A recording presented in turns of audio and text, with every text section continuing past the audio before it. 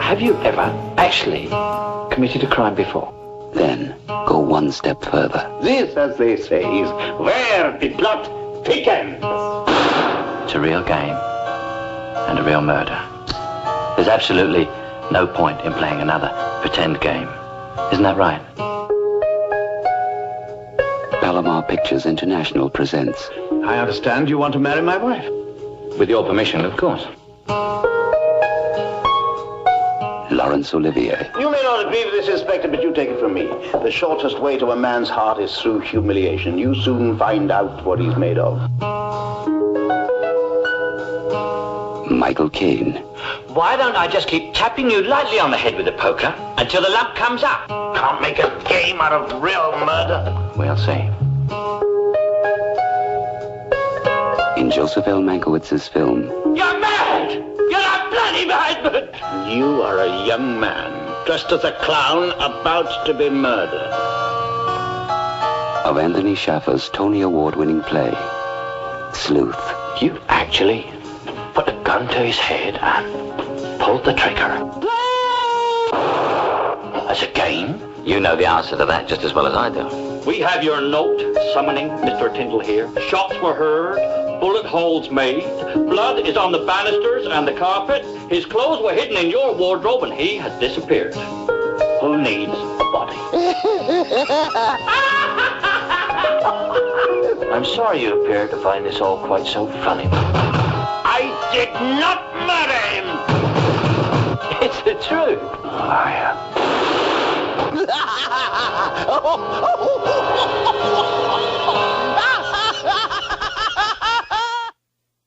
Hello everybody, welcome to Film Gold, and today I've got two people here who've worked with many times, but we don't call it work, and that's Scott Phipps and Steven Byford. So first of all, Scott, how you doing, mate?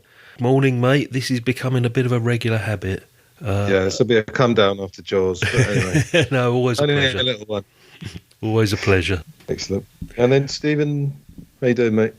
Oh, doing well. Thanks for inviting us on. You know, it's a pleasure to be able to get in at the early stages with this podcast to, get my foot in the door since you've joined us and given us plenty of content. We'll attempt to do the same with you, but, no promises. All right.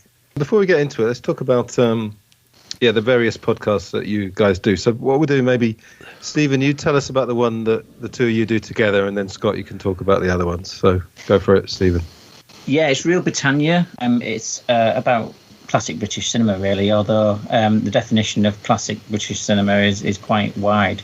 Although we do a lot of stuff that is older, it still includes some of the more recent stuff, even within the last 5 years or so.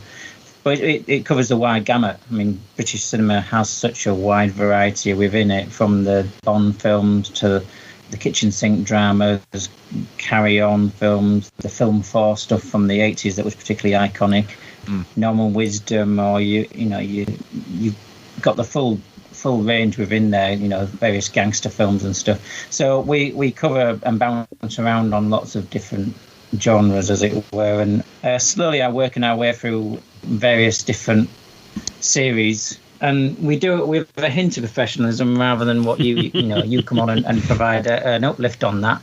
But it keeps us amused, and we thankfully have another host that joins us when he can, Tony. But no, we churn them out quite frequently, and I think the theory is we quantity, not quality. Right. We just did the Third Man, didn't we? That was the 100th show. Yes, you joined us. Like you got enough material for about the next 3 decades, haven't you?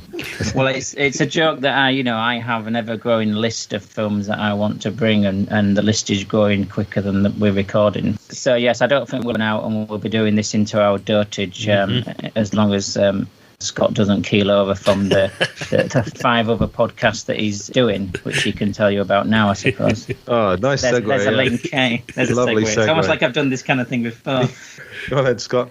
I'll be as quick as I possibly can, mate, as always. Stinking Paws was the original one. You've been a guest on that, Antony, several times. Mutiny on the Bounty, I think, was the last one. Last Christmas time, wasn't it? I think you appeared there. Started off originally as a classic movie podcast. It's sort of developed into a general movie review podcast now, because I think very recently we did Joker. That's our most recent movie, and that was to celebrate. It was their 250th movie review, so we wanted to do something quite recent for a change. And that's been going about 8 years. Apart from that, Stinking Paws, we've got Rainbow Valley, which I know you're a bit of a fan of. You were actually listening to an episode just before we came on. Genius stuff. I love it. Thank you. It's a passion project, that one. It's more documentary. It's me on my own. I've got a massive fascination for all things related to the 1960s. You know, I was just born within that decade, but like yourself, you know, with the Beatles, but it's also the news events, the personalities and what went on. There is an not untapped, but an endless, bottomless mine of content that I can make some sort of documentary out of, from Brian Epstein, which is where you found me, mate, to the JFK assassination, to, I don't want to, Matt Monroe, Tammy Terrell. What else have I done? No, I was going to say Altamont you did as well. Altamont, the death of the 60s as I build it. Yeah, that was where it all came crashing down. And as Stephen said, with British movies, it's just an endless pot of stories and people and personalities that I can tap into. So I'm currently working on the making of Zulu at the moment. You know, hits and headlines from the years, that sort of thing. Great train robbery, scandals, you know, everything. Very quickly, there's one more. Proud to be one of the 3 hosts of the official Talking Pictures TV podcast as well, which goes out every fortnight. The nation's best loved archive TV and movie channel on Freeview, Sky, Virgin, everywhere. You know, it's rapidly becoming the turn to TV channel for anybody that loves classic movies, because nobody else is showing them for free anyway. Nobody else is showing the sort of content these guys are showing, along with, you know, classic TV shows that we've forgotten. I'm really honoured to have been asked to do that, and it's a real privilege to be there, mate. All right. Just going to go back to Stephen, actually. You have this thing called the Village Hall of Fame in Reel Britannia, which is such a great idea. So can you just tell us about that? The thing is that we realised early on with it, and it was something that got mentioned in passing just before I joined, actually, to start on the podcast with Scott and Tony. The people who were actually the mainstays of British cinema are not really the ones that you would expect. Not really the John Mills and the Alec Guinnesses, to be honest. The films that we're watching, which has the full spread and variety of British cinema, the people who are the frequent appearances, it's people that you know, to some extent, you've never heard of. And we delight when we see certain people appear, and we've actually, you know, started spotting them, these lesser known faces, and some of them have got a bit more acknowledgement from people who are interested in cinema like ourselves, people like Marianne Stone and Cyril Chamberlain, and people like that who, surprisingly, within the 100 or so episodes that we've done of the podcast, they've garnered themselves 10 appearances in various different films, and then, you know, somebody like Alec Guinness has been in 2, and that's what we do. We're not grand enough to have an actual Hall of Fame, so it is the Village Hall of Fame. And as part of the work I do to try and make up for the fact that Scott does the vast majority of the technical work on the podcast, I try to do that, to, you know, pitch in and earn your keep, episode, mate. Yeah. Earn my keep, yeah, and bring forth the lists of who in each film that we're doing has appeared previously and how many appearances they've previously had on the podcast. And we do slightly expand it occasionally to writers or directors or cinematographers, but in the main it is, they're only when it's particularly iconic, and otherwise it is these lesser known heroes of British cinema that we certainly want to hold up for some form of recognition, because they're the backbone of it that has made British cinema what it was and is. And who's the fellow who's had the most appearances, who's never speaks? Called Victor Harrinson. Oh, that's it. he's got a face that is easily missed. You had trouble actually finding a picture of him, to be honest. And he's always, a dinner party guest or somebody in the background in the embassy or somebody in a crowd scene. I'm not sure we've ever seen him speak, to be honest. No. But absolutely, he has racked up so many performances. And we're looking for the golden film that actually has like the top 4 unknown stars all in the same film, and we found a couple that have crossovers, such as Cyril Chamberlain and Marianne Stone in the same film and stuff. But yes, it's our way of celebrating the lesser knowns that are the backbone of British cinema. And just for my Glass Onion listeners, Marianne Stone is in A Hard Day's Night. She is. Right? She's the one who says to Ringo, "Are you a mod or a rocker?" And he says, "No, I'm a mocker." Yeah. She was also in Lolita, the episode that you appeared in with us, mate, as well. Oh, that's right. Well. She was a massively versatile actress. She would play... I mean, we call her the Duchess, our nickname for her on the podcast, but she would play some courtly Duchess Dowager in one film, and in the next film she'd be there as some gypsy woman stood in a field delivering all of her lines via a cigarette that was permanently in her mouth that was hanging up. Yeah, massive versatility to her, and we have a great fondness for her and some others like the Hickson or Joan Hickson, as she's more popularly known. Interestingly, as Stephen pointed out, mate, it is the lesser known people. Michael Caine and Laurence Olivier are very recent inductees into the Hall of Fame, Stephen, aren't they, I believe? They are, yeah. In fact, I'm not even sure whether Laurence Olivier has actually made it. No, I don't think he's in. But Michael Caine has, although it should be pointed out that Scott is a very big Michael Caine fan, but none of the films that have been done with Michael Caine in are ones that he's ever brought to the podcast. They've always been brought by other people. Ironic. But that's been a full gamut of his career as well, from his early stuff to more recent. But yeah, it just shows that they're not the big stars that are getting into the Hall of Fame. It is these lesser knowns who we like to celebrate. I guess Olivier would have been Bunny Lake is Missing, wouldn't it? Yes. Maybe the only one, isn't it? I can't think of any others off the top of my head, Stephen, can you? No, I can't think of any others now. Okay. And then just a quick question. Film Gold, the idea of this podcast is that it's films that I love and that my guests love. But do you ever review films that you actually don't like?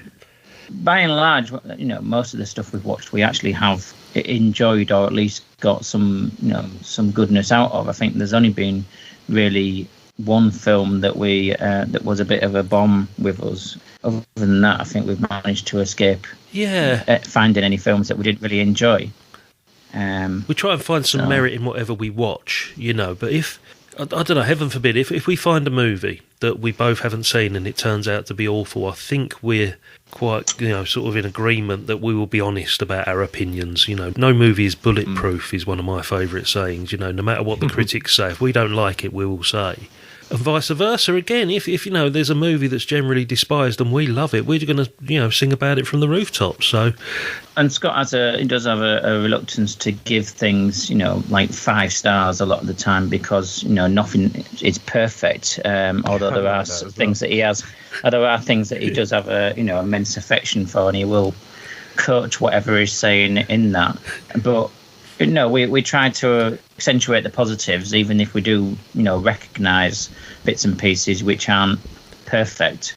It doesn't have to be a grand piece of art all the time. It can be something you just enjoy. Well, this is what I do, isn't it? That's enough. My rating system is based on how much I enjoy a movie, not how much I think it's revered by critics or by the general audience. Right. So a 5-star movie on, say, Letterboxd or 8 out of 10 on IMDb, if I didn't enjoy it, I'm only going to give that 2 stars out of 5. No matter how good the movie is, it's based on my enjoyment factor, which I think is a great way of grading a movie. Well, have you ever tackled any of, I guess this would be Stinking Paws, have you ever tackled the sacred cows like Citizen Caine, Gone with the Wind, Casablanca? Casablanca we've done. We hit the big guns quite early in the first year or two of the podcast. But then we realised, this was with the early days with Charlie, who's now back with us, but in the early days, we gravitated towards one of your favourite eras, mate, the Easy Rider Raging Bullet period, 68 to 80 or whatever it worked out to be, 67 to 80. And we found out that we were deliberately choosing movies from that period because we were enjoying them so much. But yeah, we've tackled a fair few Oscar winners. All the major players have been covered with regard to, say, like Humphrey Bogart, Cary Grant, Jimmy Stewart, Grace Kelly, all of those guys, you know. But at the moment, there's no rhyme or reason to what we choose. It's just a case of we fancy watching it and we're going to review it next week. And again, it's very diplomatic. Myself and my co-host just take it in turns to choose movies that we're going to watch. We did have an unwritten rule that there was going to be nothing within the last 20 years because we sort of thought that nothing can be deemed classic, you know, if it's that recent. Yeah, it's got to stand the test of time, I'd say. Yeah, but we scrapped that for certain episodes. You know, as I say, we reviewed Joker was the most recent one we've done, but that was for a special episode. We have a recognition, and I think you concur with us to some extent, Antony, that films that you've seen before a certain age, you can't really have a proper critical opinion of because you watched them before you were maybe 16 or 18 or whatever, then you know you've not been able to properly judge them. So if you saw it at the age of 12 and you'd never gone back to it, then it almost is a first time watch then because you know. So that's a general theory that we have as well, which I think is stood the test of time. That theory, I think, Scott, hasn't it? We go back to that quite often. That you'll bring a movie to the table, and I'll say, "Oh my God, I haven't seen that since I was about 14." And it is like watching. That's usually something that was made in the 40s, obviously. Went to the cinema with me sixpence to go and watch them. But then the whole viewing experience would have changed completely since back then, because possibly back then I'd have watched it on a Friday night on BBC One or on VCR or whatever. Now, HD, big screen TVs, the movies look different now as well, and they sound different. So I'm going back and I'm rewatching stuff that I thought I was familiar with. Antony, you had the same experience last week. You came to my house and watched Jaws for the first time on Blu-ray. Yeah. It was completely different, wasn't it, mate, for you? Because you hadn't seen anything or a viewing of it in that quality or that size before? Yeah, now I'm convinced that the actors weren't there. They were just superimposed later. Because it really did look like that. Yeah, it was really different. For anyone who doesn't know that, actually, it was the previous... We did a Jaws audio commentary, just loads of fun. Balaban Studios. Yes, welcome. Yeah, it was very, very different. It really was. Which is good for a film that you've seen 500 times. Yeah, it's like watching it for the first time, as Stephen pointed out as well. And also, if you're used to watching a movie on a small screen, so say you've grown up watching Jaws, say, for example, and you get the opportunity to watch it in a theatre, do it. You know, if it's one of your favourite films. For years... I was very indifferent towards Blade Runner, and I just thought, I've seen it. I saw it about 4 or 5 times. I liked it, you know, and it was okay. Got the chance to see it on a big screen. I think it was at the BFI a few years ago. Totally changed my opinion of it, and films were made to be seen on that scale, you know. And if you do see even your old classics, I mean, every Christmas if they show It's a Wonderful Life, I will do my best to get a ticket to go and see it at the local cinema if it's there, rather than watch it at the home of the TV. But then again, sometimes that's better, you know, because that was your first episode, wasn't it, mate? The Wonderful Life episode, second episode we did, first review, yeah. But then sometimes some movies, you know, deserve to be seen at Christmas in a cosy atmosphere at home with the family as well. So different things for different people, mate. Yeah, I'm still building up to Lord of the Rings. I've seen the first one and wasn't that into it, but I'm open to it. Yeah. What was the other conversation? Was it Star Wars? You're a bit sort of meh about. Yeah, I like it. Yeah, I like it. So let's get into it. So this is the 1972 version of Sleuth. There's been a remake and there's been a kind of a honorary remake. We'll get to that later. But first of all, the thing we have to say to the listeners, if you haven't seen this film, there's going to be major spoilers. This is a film that has, 2 at least, very, very major spoilers. So definitely go and watch it first. So as is traditional, let's talk about our histories with the film. So Stephen, do you want to go first? How many times have you seen it and what's your overall impressions? I think this is the third time I've watched it properly without it just being catching bits of it. And I don't think the lack of repetition of watching it is a reflection of the quality of the film. I think it's more how available it is, because it's not shown, you know, hasn't been shown traditionally that frequently on television, you know, and particularly not on the mainstream channels. So that, I think, accounts for why I've not seen it as much. But certainly isn't a film that I have any reluctance to watch, because it is so finely crafted and performed that it's one that I relish watching. But on the other side, there are certain films that you don't want to watch too often, And I think this does fit into that category because, the familiarity could potentially spoil it a little bit. But yeah, I think the first time I watched it was in my early 20s, which might have been a bit of a late starter in some senses for some people. But it's a film that I will try and catch when I can, but it's not that frequent, unfortunately. So, but I was glad to go back to it for this. Excellent. All right, Scott? I had to look up when I first saw this because I remember it being a Friday night, BBC One, which is where I found things like French Connection for the first time, Marathon Man for the first time, those BBC One Friday evening screenings throughout the 80s. It was 1984. I was 15, and instantly it just got me. And as soon as it was available on VHS, I think I bought it in the 80s, late 80s, and watched it. I don't think it's double figures. I'm probably sure it's probably about 8 or 9 times I've seen this. And as Steven said, despite the twists and the turns throughout this movie, there's enough in this quite long running time. It's 2 hours 18 or something. That if you've seen it before, the fact that you know the twist really doesn't matter. Because the reveal of the twist at about an hour into the movie, hour and a half, whatever it works out to be, almost becomes a minor point because of everything else that's going to happen afterwards.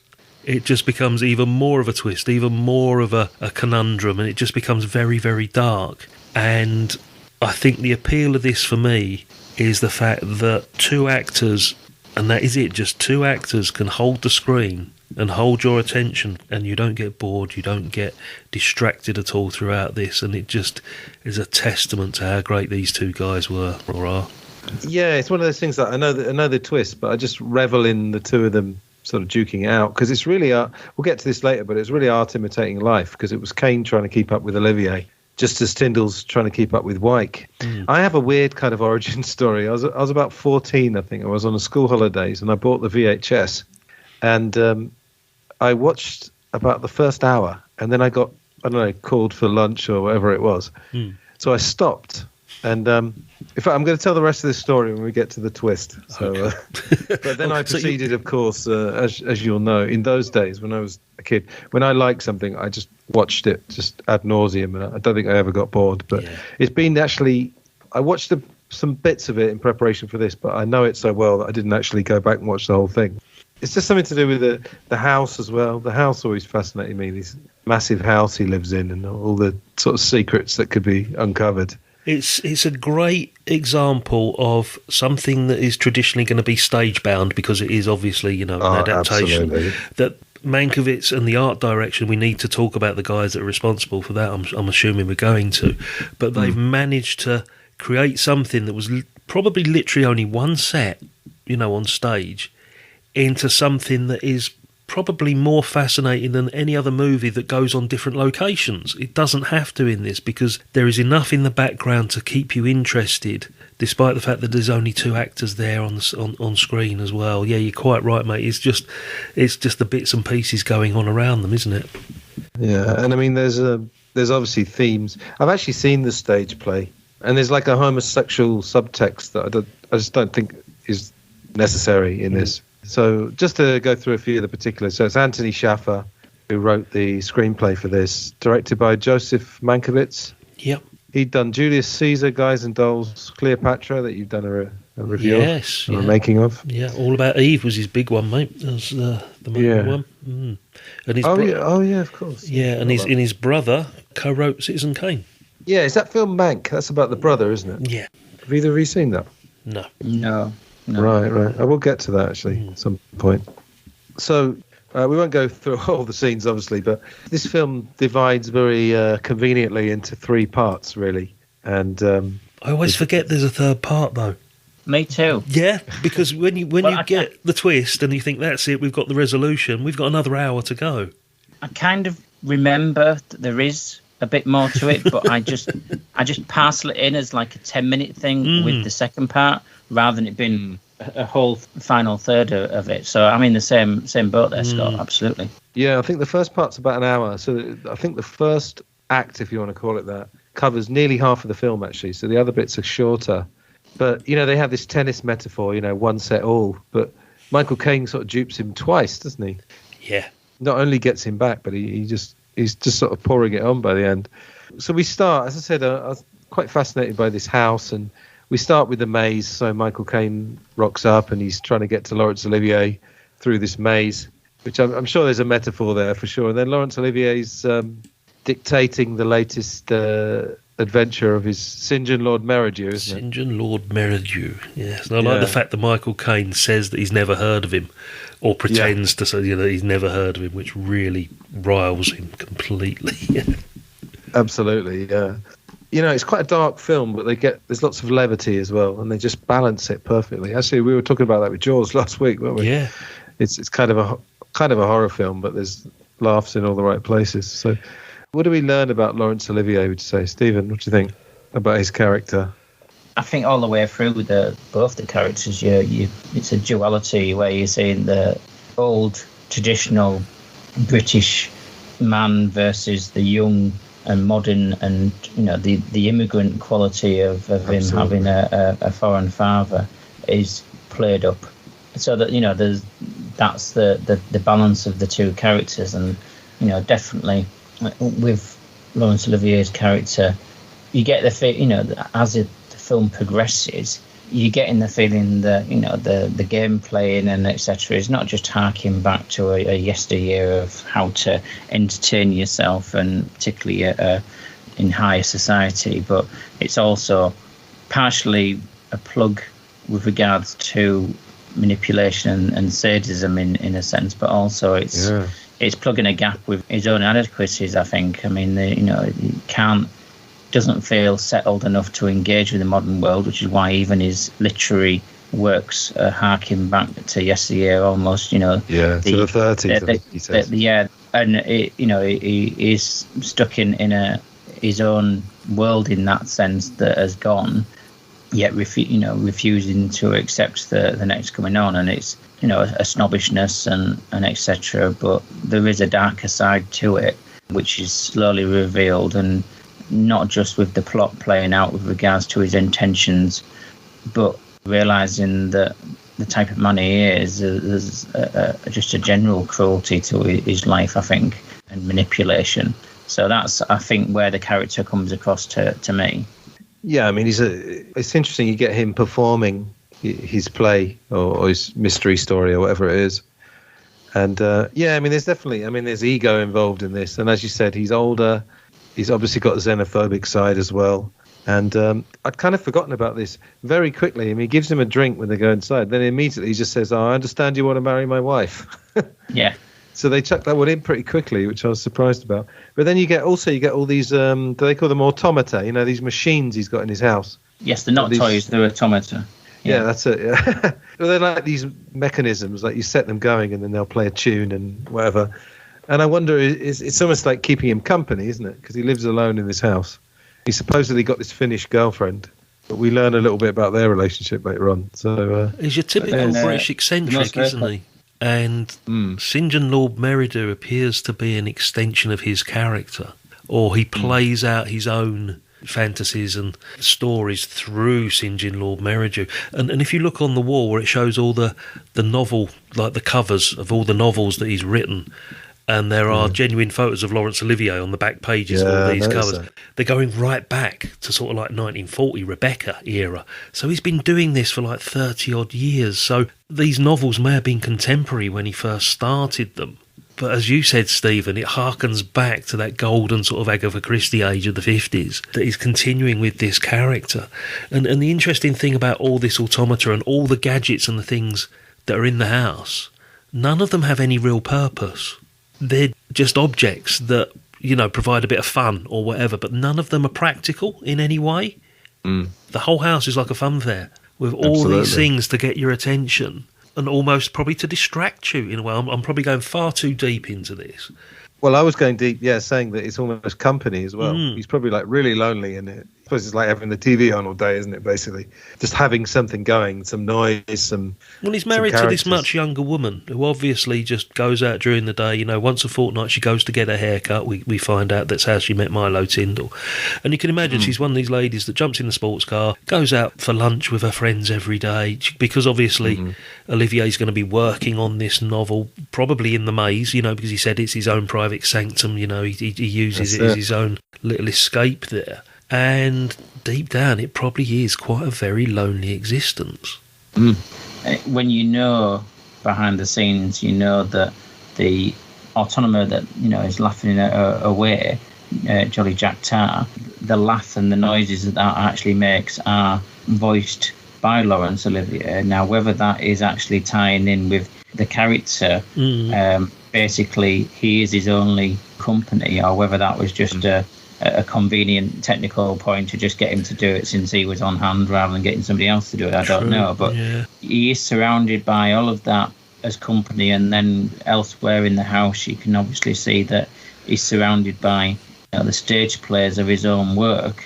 So he is in his own world, surrounded by himself, which is, you know, very isolated, and the world is happening out there without him. Can I just point out, you mentioned Jolly Jack Tar. For a man that is so xenophobic, did anybody notice what was written on the sailor's hat? No, go on. It was the Windrush. Oh, right, yeah, the Windrush generation, right. That was the West Indians who came to London, it's England. The boat that brought the Jamaicans over in the 50s, yeah. I wonder if there's anything to that. I don't know. No, I only put it together while I was watching it the other night, and I thought, does that say Windrush? And I'm thinking, oh my God, you know, when you look at his character, as we discover what his character's actually like, it's quite interesting. I was thinking, watching on all that big telly you've got, you probably saw way more than I did. You know what? I could see all the photos in the house that I wouldn't have even seen. Photos on the wall. There was lots of things. When he starts talking about the ant that was in the garden scene and stuff that he saw that we didn't, and what kind of height it was wearing. No, yeah. I'll tell you what I did notice for the first time, and I might be wrong, I'm going to have to go back. I'm sure on the wall there is a photo of Leslie Howard. Oh. Trevor Howard's brother, the guy that was in Gone with the Wind. I'm sure that's a photo of him. I don't think it's a young Olivier in this particular case. So what the relevance of that is, I don't know. There is a picture of King Edward, the one that abdicated, because he died. Apparently, this is what I've read. The reason why that was there was because he died during the filming, so they decided to put up a picture of him. Yeah, it would be about that time, wouldn't it? Yeah. And the portrait of Marguerite, who's Andrew Wyke's wife and Milo Tyndall's lover, that's Joanne Woodward. It's based on a photo, because... Oh, based on a photo. Based on a photo, because Mankiewicz directed a film with Joanne Woodward, didn't he? I can't remember what one it was. I'm not sure. We'll just say at this point that, of course, it was advertised as having a cast of 6. For obvious reasons. Yeah, it's quite clever. Weirdly enough, I was just checking because I thought maybe they were proper actors and actresses and they just got a credit. I was thinking, did they get paid for that? And of course, none of them are real, but they've all got IMDb pages, which is quite bizarre. I tell you what this is. It's an early example of, say, like the Blair Witch Project. You know, when they created this false history in the build up to it. They've had to create. If you look at Roger Ebert's review, he gives the briefest of mentions to Alec Cawthorne, but what he says is that venerable stage actor Alex Cawthorne making his film debut here. There you go. So critics were probably briefed beforehand to continue with the deception, because otherwise it's going to be like, Psycho, when the audiences were told they can't enter if the film had started. Or as it has on a certain podcast outro, for the enjoyment of this film, please do not discuss its contents with your friends. Exactly. That's from Witness for the Prosecution, I think, that one. Well, you've got me who arrived 45 minutes late for Pulp Fiction. John Travolta die, and then hang on, what's he doing there?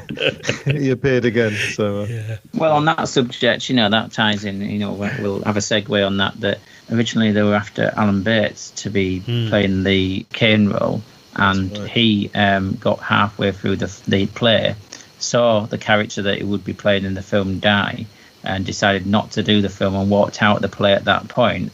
So you come in yourself at the death scene, and he's walked out of the death scene, which changed the casting. And to be perfectly honest, I think Caine was a better choice to give my opinion on that rather than Alan Bates, who, a great actor, but I'm not sure there would be as much of a contrast. That's the thing. It's the contrast between the two, mate, isn't it? It's this what you think is going to be a cosy Agatha Christie type country manor mystery turns into this extremely dark, macabre story that focuses intensely on the difference between the classes. There's a massive, great theme running through this, and the snobbishness of the fact that Olivier feels that Caine, because he's only half British, this is all running through.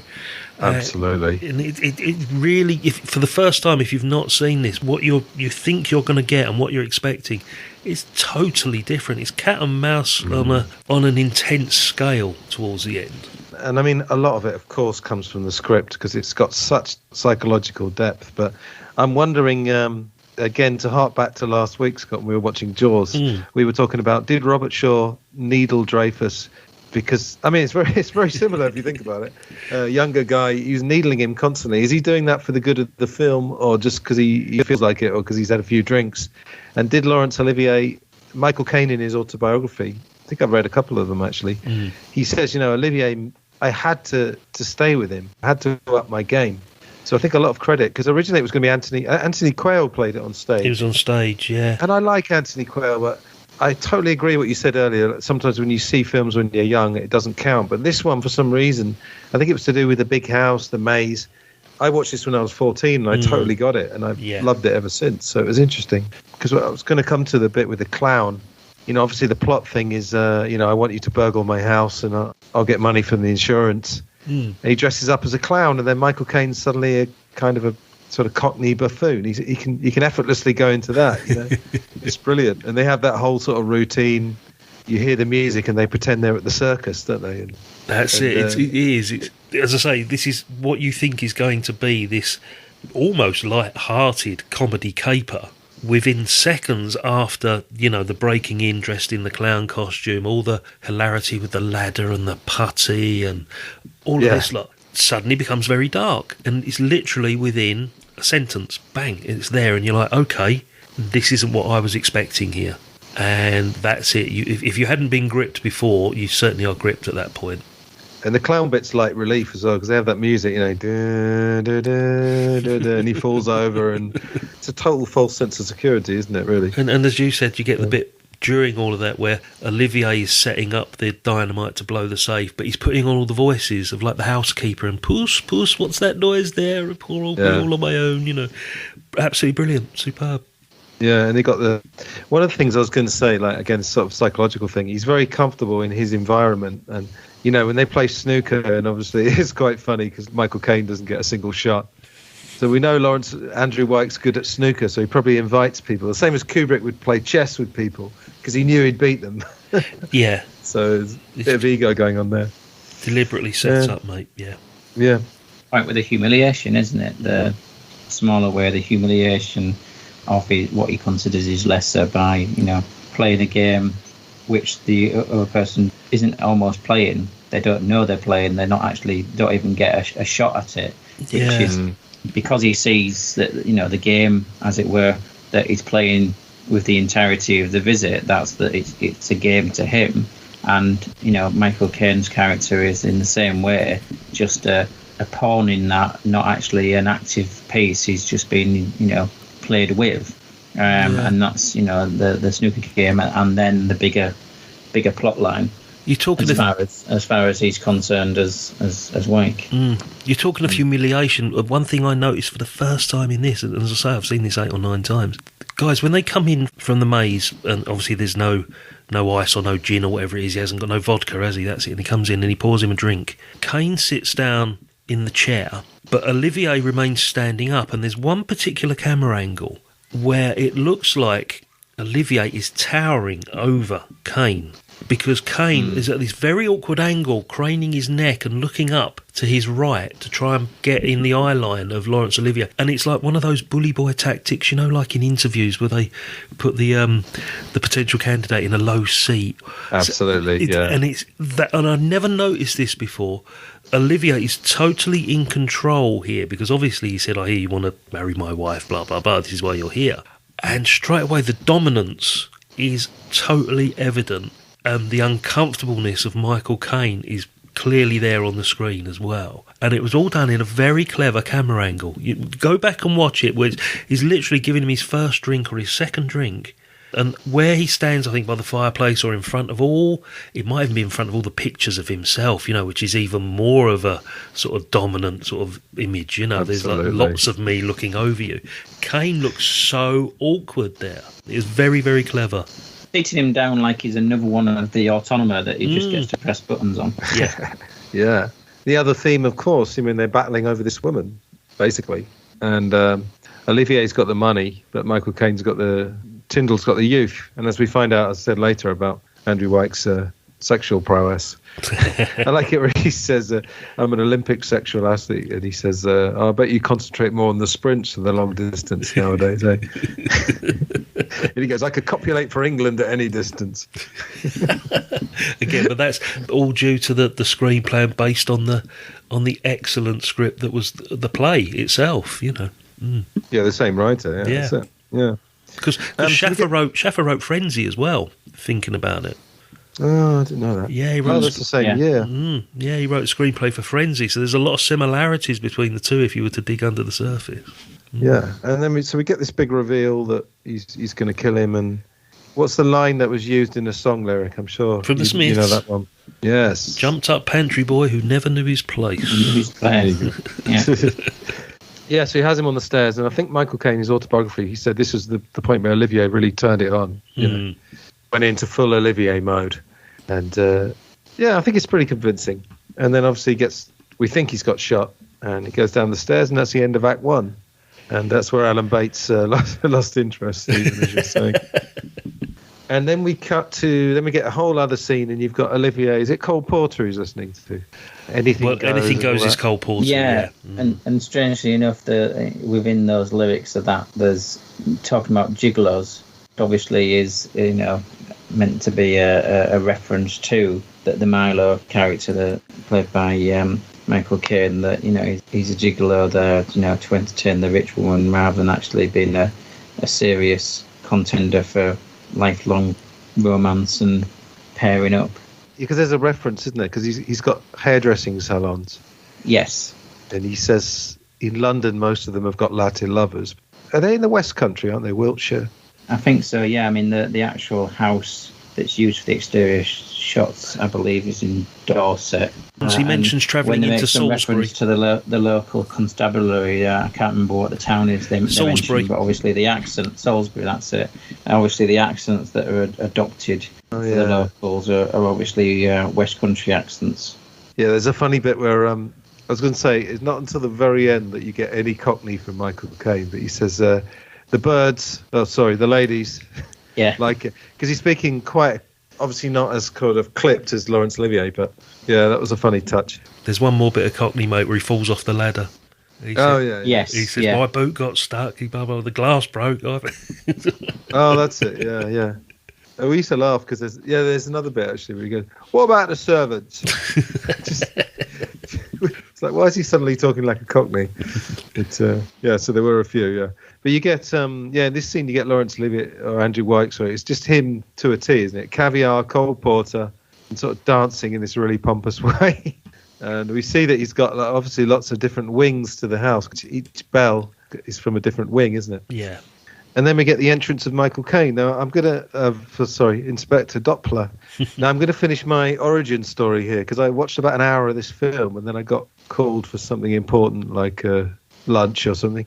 And then I came back, and my dad was watching it, and he probably thought I'd seen the whole film, because then it got to the Doppler bit, and my dad said, "Oh, is that Michael Caine?" And I was like, shit.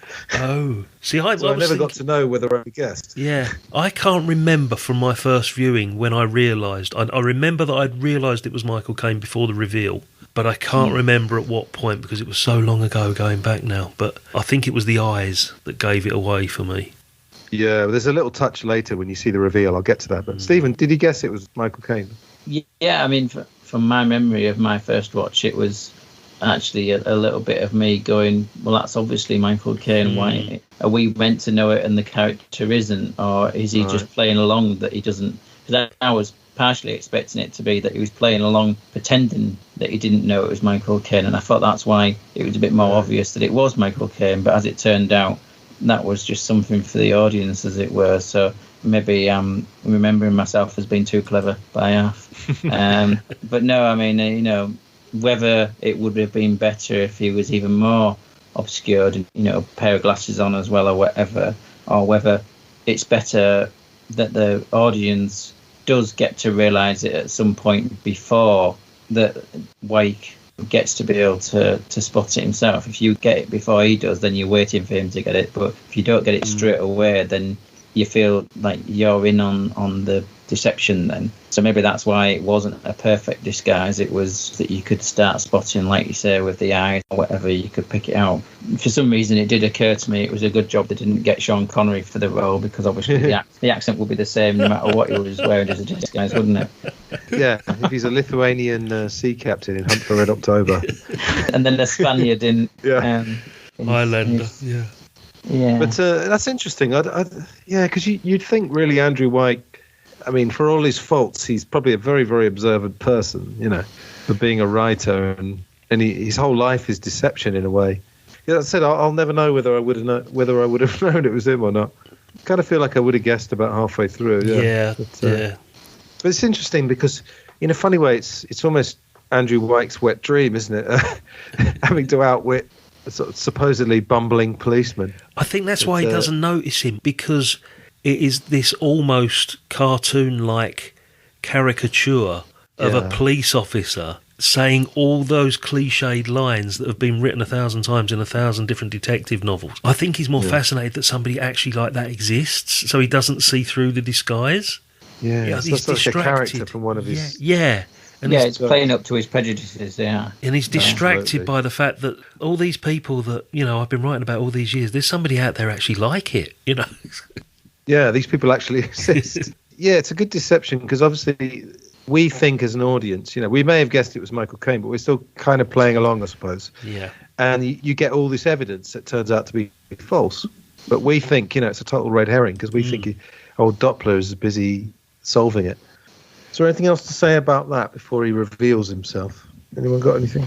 It's just like you say, the unveiling of the clues, because for an audience watching this for the first time, we don't know what's happened to Michael Caine. And Olivier starts telling this story that contradicts what we've seen on the screen. So we don't know what version... Is that what's happened here? Did Caine go home? Did he say, like, he put 20 quid in his pocket, sent him back home without... Because we also see the car out in the garden, and it's like, well, okay, why is that car hidden under the bush if Caine went home? So your brain's going in 47 different directions. You're trying to work out what the hell's going on. So you can understand why Andrew Wyke is getting confused, because there's, like, blood on the stairs. There was no blood on the stairs, and he's like, well, how the hell did he find the bullet hole? All of this stuff. The clothes in the wardrobe, and it's just contradicting exactly what he said. So it's very clever screenwriting, absolutely. Do you think the disguise element would have had a different interpretation for a theatre audience because of the distance? There's that, but there's also that you do get in plays, they try to have a minimal amount of cast, as we know from adaptations anyway, and people are more commonly playing more than one role. I mean, even with the amateur dramatics of school plays, when we did Bugsy Malone and I played 5 different characters, So would there be the expectation from the audience watching it as a theatre piece that is the actor playing a different character, and they're accepting that more than accepting that it was somebody actually meant to be a disguise? I just don't know whether that as a theatre interpretation would have been different than a screen interpretation, where you are led to expect that it is a different actor by the cast list. I think that's the disadvantage of the cinema production, because with close-ups you can see everything, and I think possibly in the cinema production, because as I say, there is that distance for the audience. If the character has got padding and that accent is sufficient enough to disguise the voice, I think they would have got away with it completely on stage. Oh, you think of the theatre? Yeah. I think in the cinema, obviously, I don't know how much people would bother to read the credits at the beginning, but they would have obviously thought there were 6 people in it. I mean, I don't know. They wouldn't have said as Inspector Doppler. No one would have remembered that, I suppose. But yeah, Stephen, you're right. Like in the theatre, I think you need more suspension of disbelief. So the audience would almost go along with anything. You know, when you watch, if you watch, I don't know, Shakespeare, The Tempest, you know, there's a shipwreck. Obviously, you've got to majorly suspend your disbelief there. So I suppose they probably did get away with it better in the theatre, yeah. The way they reveal it is brilliant. Do you remember when does he take a contact lens out of his eye or something? Yes. And you suddenly see that's Michael Caine's like... Because he takes one out and then he takes the rest of the bits off with the hair pieces and teeth and all this kind of stuff. But he forgets to take the second eye out. So Olivier's character, after they've had some more preamble after the reveal, at some point he actually points out that he's still got one of the eyepieces in. Ah, yes. But when he takes the first one out, there's that brilliant close-up on the eye. Yes. And you kind of see it's Michael Caine's blue eyes, characteristic eyes, yeah. So, yeah, it's one set all at this point. Yeah, you got some funny stuff, like he starts chucking the clothes at him and stuff, and Andrew Wyke, of course, with his big ego, won't admit that he didn't know. He says, you laid it on a bit thick towards the end. He says, you just can't lose at all. How was my performance, he says. Yeah, how was my performance? That was it, the anguished husband, trapped by circumstantial evidence, yeah. What's the next bit? So, yeah, Michael Caine sets up another game. With a real murder. Yeah, with apparently a real murder. And again, there's more red herrings to come. Laurence Olivier doesn't buy it and brings up his girlfriend, Taya. And notice that Michael Caine also said that he seduced Taya as well. Yes. Just to rub it in. Because from the rest of the film, it's just like an onslaught, really. Totally breaking Andrew Wyke down, really. So then we get, this apparently real game with all the clues. And again, brilliantly done. He chucks in an Italian clue, which I kind of recognise. All that glisters is not gold. What do we think about this bit, Scott? Well, it's a combination of everything. There's the Italian that obviously you would have picked up. All that glisters isn't gold is a Shakespeare line as well, isn't it, guys? I'm sure that's from a Shakespeare play. Yeah, it is, yeah. You've got this element of time being against him as well. The clock's ticking down. And it is just the sheer panic on Laurence Olivier's face, and you don't know whether to feel sorry for him because he's been a complete git all the way through this movie, this pompous, self-righteous, just trying to get the upper hand over Michael Caine throughout this first half of the movie. And at one point you're wanting him to have a downfall here at this point. You want Michael Caine to get the upper hand. But at the same time, it's like, as it goes forward, Caine's actions get darker and more twisted than Olivier's ever were. He hasn't resorted to firing a blank bullet into his head. But at the same time, the potential that's going through Andrew Wyke's head is that, well, I could be imprisoned here for something I didn't do. And you really don't know where it's going to go. We've had so many twists so far. Just when you thought the ultimate twist, the copper is Michael Caine, it just roller coasters into something else. You watched it the same age as I was. Both of you, I think you were, mid-teens, weren't you? Can you just try and remember exactly what your reactions were at this point? You think this film is great. There's one set and 2 actors. How on earth can I be watching this film and being so gripped by it when there's nothing visually on screen to suggest that I should be watching a brilliant movie? It's incredible. I think I've always been a big fan of, we call them limited settings films. So I think I was used to that. I'd seen Rear Window, I'm pretty sure. Yeah. I think I'd seen Dial-M, a couple of other ones. And I've always loved script, language. I always think scripts are underrated because they never really get the credit. Stephen, do you think when Michael Caine got him back, do you think that was one set all, or do you think he was justified in pouring it on? I think it was one set all, but I think that the idea is that Michael Caine's character Milo, as I think he says, I'm paraphrasing slightly, he plays games for keeps. He doesn't play games in the same way that Wyke's character, Wyke does. When he plays games, he plays games to win because of, coming from the background that he does. If you don't win, you've got nothing. So it's not just a matter of getting him back. He's got to then go, as the film poster actually says that, you think of a perfect crime and then go one step further. He's needing to go one step further to assert not only his dominance and the fact that he's won, but, to try and finish it off in that sense. I don't disagree with the fact that it is evens at that point, but his motivation is obviously to triumph finally over this man, particularly since he sees himself as being the pinnacle of gameplay, and in that sense, and his different, as I say, his different attitude with regards to winning and playing games. Well, there's one actually thing that I just remembered, that speech that Michael Caine gives, which actually I used that when I was at drama school, the one where he goes about the Tyndalls being losers. And he goes, it stops with me, now someone else is going to lose, you're going to lose. Yeah. And when he says about, you literally terrified me to death, I looked at my fingernail thinking that's the last thing I'm ever going to see in my life. And you suddenly realise that's probably a lot more serious than just dressing up as an inspector and making Laurence Olivier think he might get caught. So, I don't know, maybe he was slightly justified. But yeah, Michael Caine just pours it on, and then there's some bit symbolic stuff, and Laurence Olivier ends up covered in coal dust. Yeah. He's dirty suddenly, that kind of flash. And also, I do like that the attitude towards immigrants is raised there because of the fact that he does mention about people of darker skin tone, about how their positions is within his novels, that they're either there as the lackeys and servants, or they're there as the swarthy, untrustworthy figure that's got it in for entire civilization sort of thing. Eyeball rolling, sorry, as well. Yeah. So that comes in as well, I think. Yeah. Then we get to the next big reveal that we think is the truth, but then that turns out not to be true either. That there's no police apparently coming. Yeah. Then he puts on the accent. So he's kind of doing, again, Scott, it's interesting. You were talking about earlier, Laurence Olivier can do all these voices. Michael Caine suddenly starts doing loads of voices. Well, he's managed to, Inspector Doppler and two policemen quite effectively, yeah. Yeah, he says, thank you, Sergeant, we won't be needing you. That's all right, sir. Yeah, definite equal, if not a greater match to Laurence Olivier throughout this, yeah.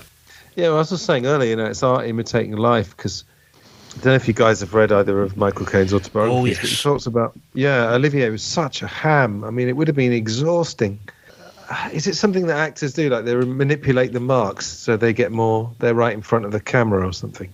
There is some of that happens with certain actors, that they'll go to directors as well, and because of their prominence, they'll sometimes suggest changes to either the way that things are shot or even sometimes the script to denigrate the other actor in it. There's a recent episode of the wonderful Inside Number 9 TV series where there's a junior actor acting against somebody who's more famous, and that more famous actor manipulates the scene to the extent where he's taking away all of the lines gradually that the younger actor has, and he's basically just handing over a piece of paper with his back to the camera and ends up with no screen time at all to speak of. So it does happen with some egocentric big actors, and that was what happened in this with regards to changing the marks and giving himself a bit more prominence. But thankfully, Michael Caine managed to do all right. It's a funny period in Caine's career, isn't it? Because, we had the massive success of the 60s, where he was the face of the 60s and swinging London and all that. Yeah. But then the 70s is this real mismatch of him chasing all that money that he lost in paying taxes and going over to Hollywood. And, it was the famous story of that he did Jaws 4, wasn't it, to pay for the house that he'd bought and all of this sort of stuff. But in this period, amongst all of the sort of minor stuff that he did, you still get The Man Who Would Be King, The Eagle Has Landed, cameo almost in A Bridge Too Far, but then you also get things like The Swarm and The Black Windmill and all these weird ones in between. And similar for Olivier, this is my favourite period of Olivier. You'll agree with this, Antony. You get Marathon Man, The Boys from Brazil, which is absolutely hammy again, with him and Gregory Peck. And a lot of TV stuff. He was doing a lot of TV Shakespeare around this sort of time as well. And certainly past his prime. He hadn't certainly starred in a major movie for 7-8 years before this, I think, round about sort of the Bunny Lake time. So it's an interesting period for both of them. And as we mentioned earlier, I don't think it would have worked pretty much with any of the other suggestions that I'd seen. I don't know if there was anybody else there that was considered. Do we know any of the other sort of casting that was considered at the time? All I know is Antony Quayle. Yeah. I mean, presumably they were expecting that he would seamlessly take the screen role. I don't know. Stephen, do you know any? Not as far as the white character, no. I think that was, they did have Antony Quayle in mind, and then when he didn't transfer over, I think Laurence Olivier was the choice. But the Milo character, I think there was a bit more changing ideas about who was going to do that role. I mean, we were saying last week with Jaws, you could have had Paul Newman, Robert Redford, and Lee Marvin, and I'm sure it would have been fine. Yep. Still would have been a good film, but it just, I don't know. It's just the chemistry with this film just stuck out a mile as soon as I started watching it. Because you got to remember as well, Michael Caine had a long career before Zulu, right, Scott? He'd probably done hundreds of bit parts and stuff like that in the 50s. He had a Victor Harrington period, you might say. Yeah, there are a few where he's soldiers in the background or a policeman, I think, in The Day the Earth Caught Fire, or one of those sort of movies. I'm sure he's in one of those. And it isn't until, we say sort of like the Alfie and all of that he sort of massively became this huge star. But he was a jobbing actor. That's what he was, before he found fame. Yeah, and the point I make it, I think he'd done live plays and stuff. He did a lot of TV stuff as well, yeah. Yeah, he seemed like, he might have seemed to some like a newcomer compared to Olivier, but he had, probably a few hundred performances, even small performances. I'm sure he'd done lots of rep. Yeah. And he'd done lots of accents as well. That's the other thing. So he can sort of match Laurence Olivier with the accents. But it's arguable that he'd done more screen performances than Olivier at this point, because obviously Olivier did more theatre and only dipped into filmed stuff occasionally, whereas obviously Michael Caine was doing at one point whatever he could get. So it's quite possible that he's got more in his CV. Well, at Michael Caine's peak, which was the 60s, I think we'll all agree, Olivier sort of stepped back from film work because he didn't become director of the National Theatre, didn't he, in the 60s? Absolutely, yeah. So that was taking up much of his time, and it was literally, I think, a year or so before this, he got sacked from the National Theatre. Right. Or, he wasn't re-elected, or whatever the process was, he was no longer involved in it. So he was looking for projects to do.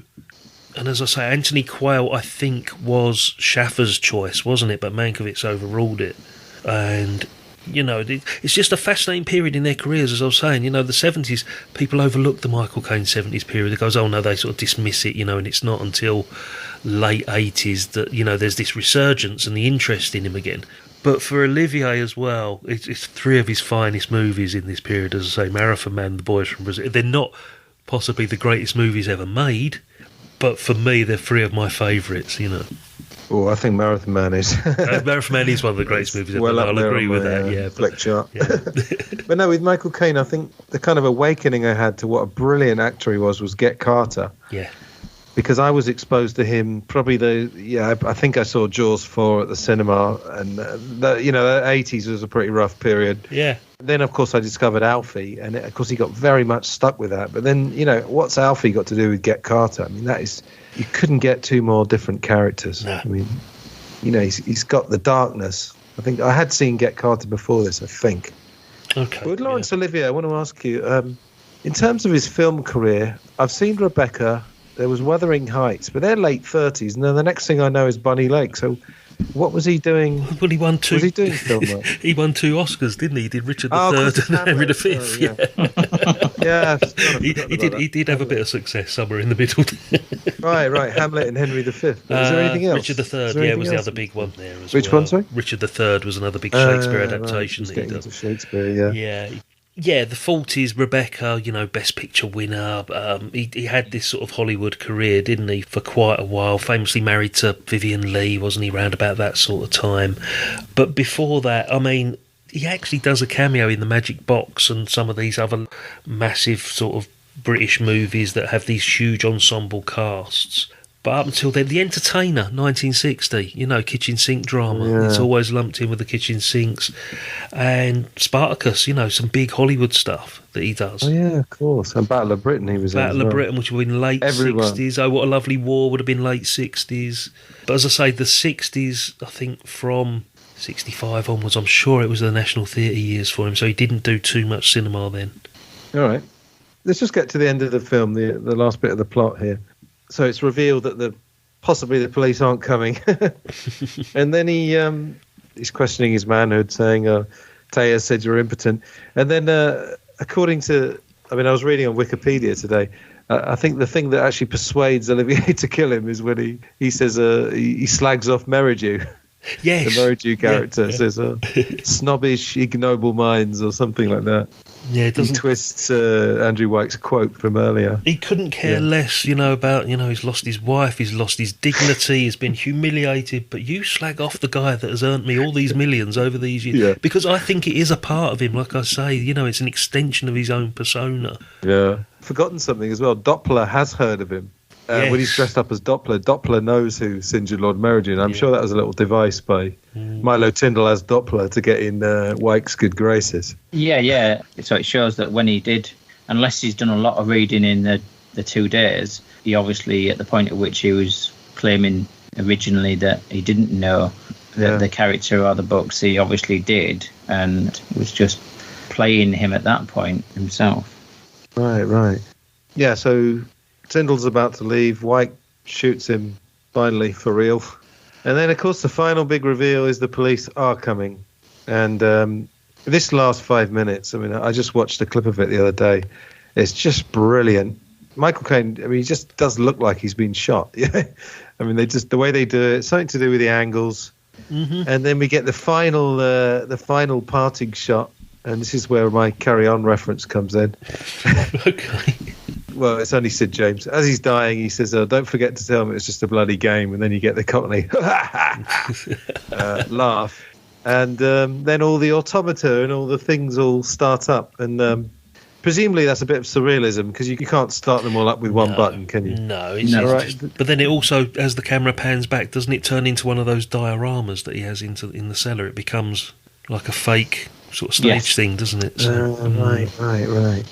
Yes, we get that final line from Michael Caine, then he dies, and then the police turn up. And Olivier's crying, of course. Yeah. That was a good touch, because it suddenly just becomes a whimpering child in the end, basically.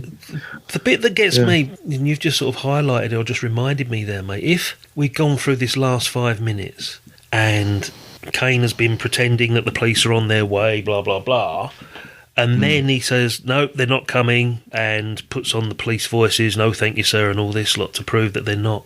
Did he actually ring the police anyway? So why has he gone through this pretense of, like, they're coming, they're not coming, but they are coming? Yeah, I think this is where we have to suspend our disbelief, I suppose, isn't it? Because that's so elaborate. Yeah. What if the police had come early or whatever, or not come or been late or whatever? Yeah. Hard to believe that he would have thought it through that much. I don't know. I think that's where the sort of magic of cinema comes in, I suppose, isn't it? Yeah, that's it. The film is so good anyway, you overlook any of those little points, because there aren't any faults in this film that I can think of. No, there's no point in picking at the little bits like that, because the thing about when he's trying to claim that he will, the second time round, towards the end, when Wyke is trying to say that he'll just pretend it was a burglary and that he killed him because of that, you've got to then forget that he's had the conversation with the girlfriend's flatmate. Yeah.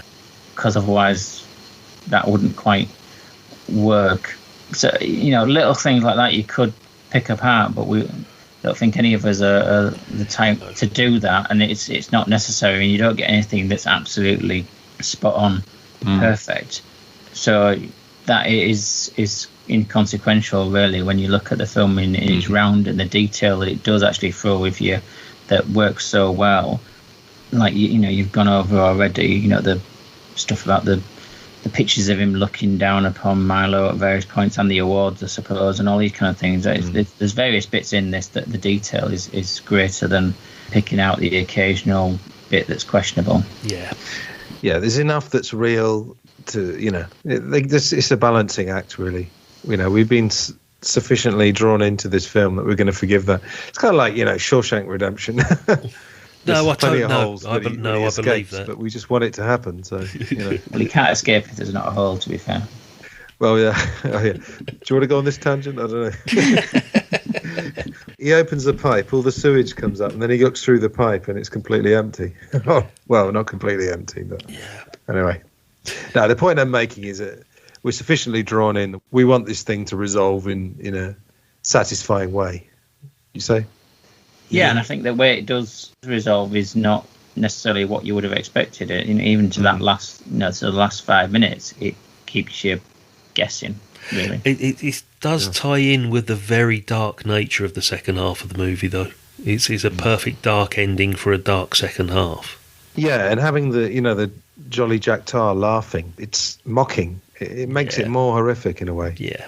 I think. And then right at the end, so Laurence Olivier is obviously crying, and then you see the curtain come down, and That's suddenly we've just been watching a play. Don't worry, That's it. And then you get the last bit of music. It's great. It's And a superb film. Yes. and to do it with, as you've said, 2 actors. The only film in Oscar history that the entire cast has been nominated for an Oscar. Oh, right. When you think about it, the 2 of them. Yeah. And the guy who beat them didn't want the Oscar. That's true, yeah, as well yes. Yeah. Couldn't they have passed them down to? Yeah. To which one, though? That would be the question. Oh, yeah, there you go, yeah. Well, I thought it would have cleaned up at the BAFTAs, but they were nominated. But I don't know whether Brando won then, but they were nominated. But you would have thought they would have won the BAFTAs. You'd have thought so, yeah. Just a couple of things before we finish. So, yeah, this Olivier Caine relationship. There's a brilliant story that Michael Caine, I won't do the voice, but Michael Caine is a big tennis fan. I don't know if you've heard this. They were filming it in the summer of 1972. So they're having a break, and Michael Caine's watching Wimbledon on the TV. And Laurence Olivier comes past. He goes, "What are you doing?" And he goes, "I'm watching Wimbledon. It's tennis." He goes, "It's fun. When I'm not doing a scene, I'm thinking about the part." And Michael Caine says, "Well, I've already thought about the part. Now I'm watching tennis." And Laurence Olivier says, "Can I come and watch tennis with you?" And he said, "Yeah, all right." So this is a weird image of Laurence Olivier and Michael Caine watching Wimbledon together. Brilliant. But what's the famous quotes from Olivier? I'm going to guess you guys know those. To Michael Caine at the beginning, he says about "Call me Sir Larry." Something like, "The first time you meet me, call me Sir Larry." First time we meet, I'm Sir Laurence and you're Mr. Caine. That was Then after then, it's Larry and Mike. Larry and Mike, yeah. And then at the end he says, "I thought I was going to have an assistant, but I've got a partner." An equal, yes, that was it. Yeah, which could be patronising or a compliment or both. Yeah. No, I was just reminded of that Marathon Man quote, mate, with Hoffman, who'd stayed up for 3 nights because he had because he'd been tortured, in the famous "Is It Safe" scene. Yeah. And he turns up on set looking absolutely dishevelled, and he says to Olivier, "I've been up for 3 nights, just to method act this role." And Olivier just turns down to him and says, "Well, try acting, dear boy." Yeah. We've covered Marathon Man on Film Gold, actually, and there's some great stories. Apparently they did say that Hoffman, he'd been up, he did find his way to, what's that nightclub, Studio 54 or something. So he made the most of the 3 nights. He wasn't just no, he wasn't just sitting on his bed himself. like torturing himself. Yeah. But apparently they did get on quite well. And when the film finished, Olivier said to Hoffman, "I've got your present," and it was all his notes from all the Shakespeare's plays. Or it was the Shakespeare plays with all Olivier's notes in the margins and stuff. Wow.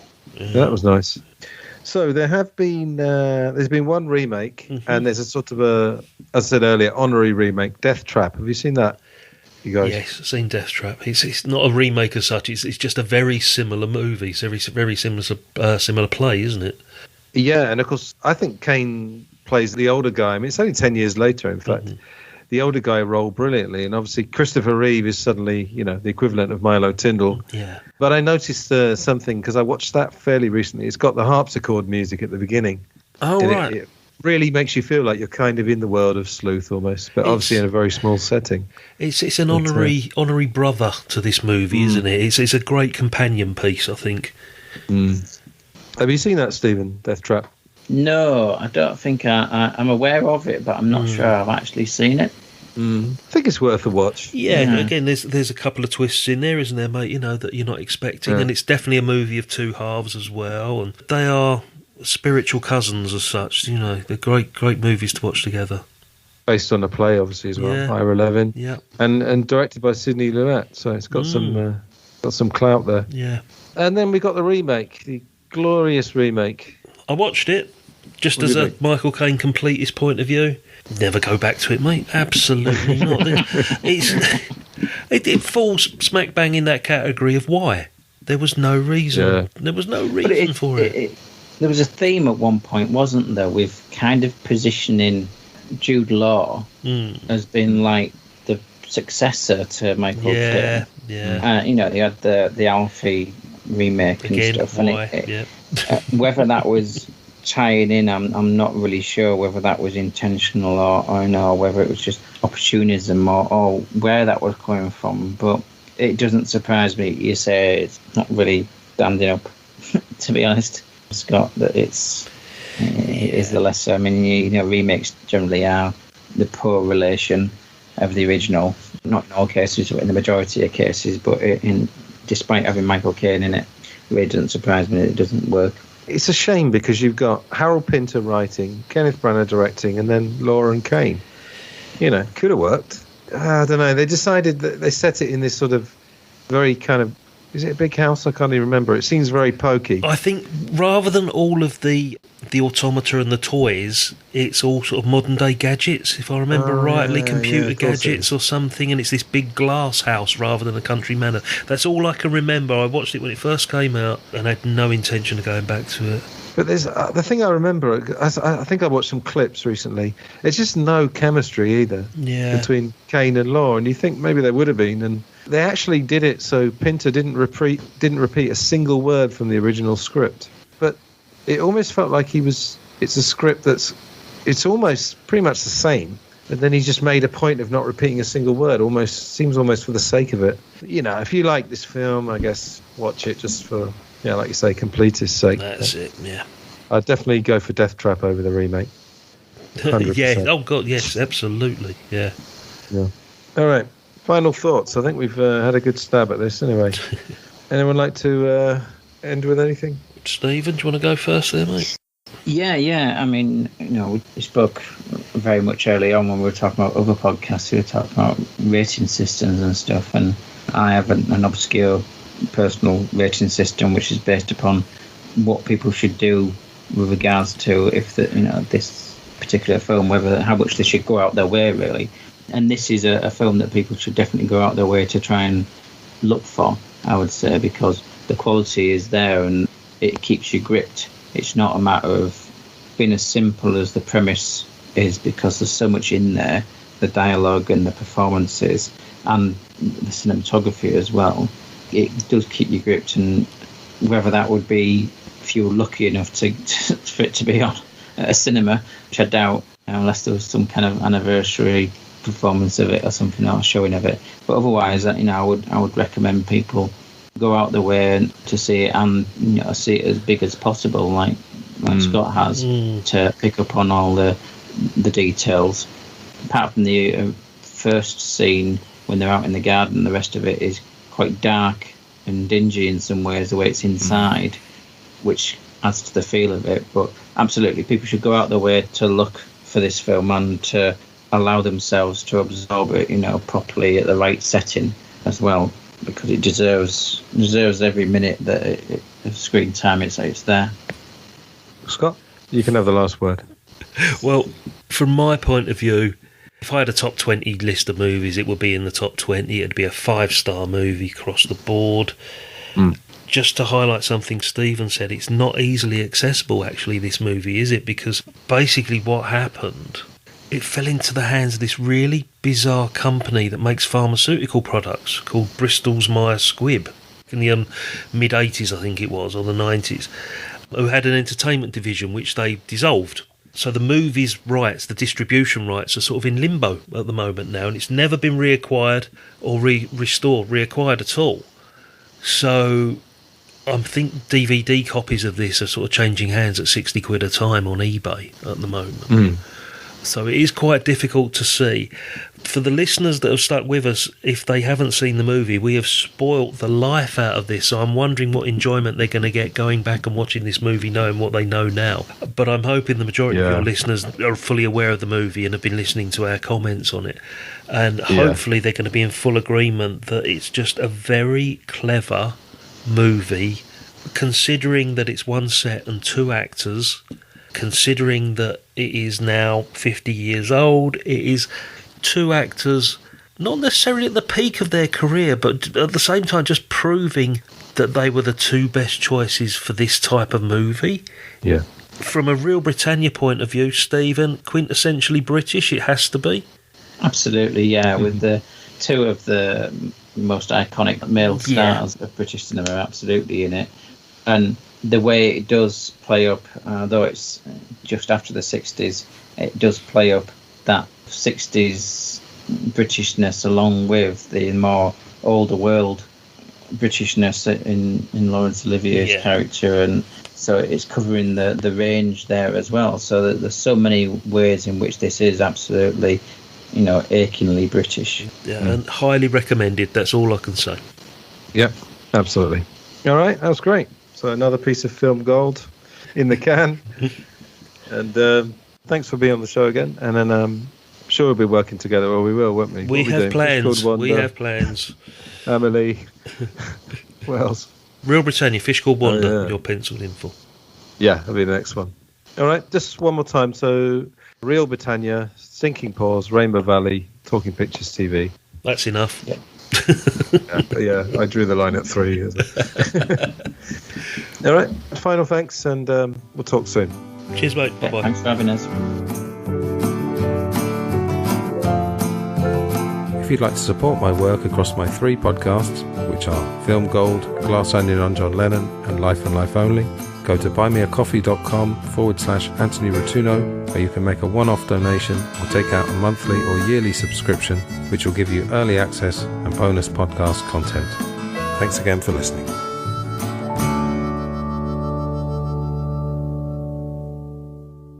I had a television in my dressing room and I was watching Wimbledon. I love tennis.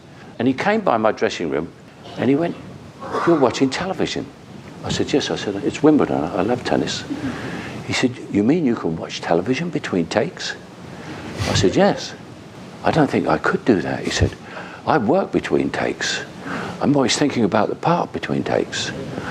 I said, "Well, I've already thought about the part."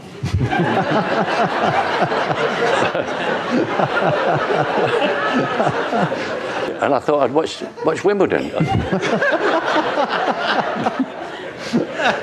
So he said, "Can I watch television with you?" So I said, "Yes." I said, I won't disturb you in there and tell you anything's on. I said, "You can come in any time I like." He said, "Can I?" I said, "Yeah, any time you like." And he did. And he gave me the greatest compliment I've ever had in my life. We did a scene, very emotional scene. He was going to shoot me. And at the end of it, he looked at me, he said, "You know, Michael," he said, "I thought I had an assistant. I see I have a partner." And I went, "That is the greatest thing anyone ever said."